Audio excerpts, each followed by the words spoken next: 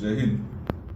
छत्रपती संभाजीनगर जिल्ह्यामध्ये काल नाशिक येथे घडलेल्या एका घटनेमुळे तणावाची परिस्थिती होती.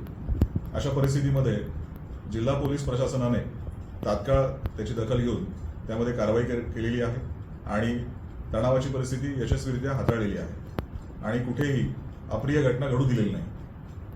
ते झाल्यानंतर सर्वांना शांततेचं आवाहन करण्यात आलं होतं आणि शांतता प्रस्थापित करण्यासाठी सर्वांनी सहकार्य केलेलं होतं. परंतु काही समाजातील समाजकंटक हे झालेल्या घटनेच्या संदर्भामध्ये वेगवेगळ्या प्रकारचे स्टेटस समर्थनार्थ आणि विरोधात असे शेअर करून समाजामध्ये विद्वेषाचं वातावरण पसरवत असल्याची बातमी आमच्यापर्यंत आलेली आहे आणि असे स्टेटस आम्ही आमच्या सोशल मीडिया सेलतर्फे व्हेरीफाय करत आहोत.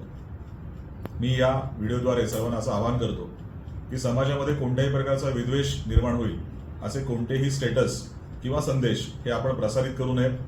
कुठल्याही महापुरुषांची किंवा धर्माची किंवा समाजाची बदनामी करणारे कुठल्याही प्रकारचे संदेश आपण प्रसारित करू नयेत. तसेच अफवा पसरू नयेत आणि कोणत्याही प्रकारच्या अफवांना बळी पडू नये.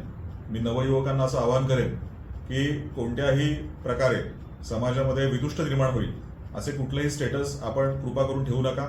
जर आपण असे स्टेटस ठेवलेत आणि त्यातून जर कुठली कायदा सुव्यवस्थेची परिस्थिती निर्माण झाली तर आपणास जबाबदार धरून त्याच्यामध्ये कायदेशीर कारवाई करण्यात येईल. त्यामुळे या व्हिडिओद्वारे सर्वांना आवाहन करण्यात येते की कुठल्याही प्रकारे आपण अशा आमिषांना अफवांना बळी पडू नका आणि समाजामध्ये शांतता सदैव अबाधित राहील यासाठी आपण सर्वांनी प्रयत्न करायला पाहिजे.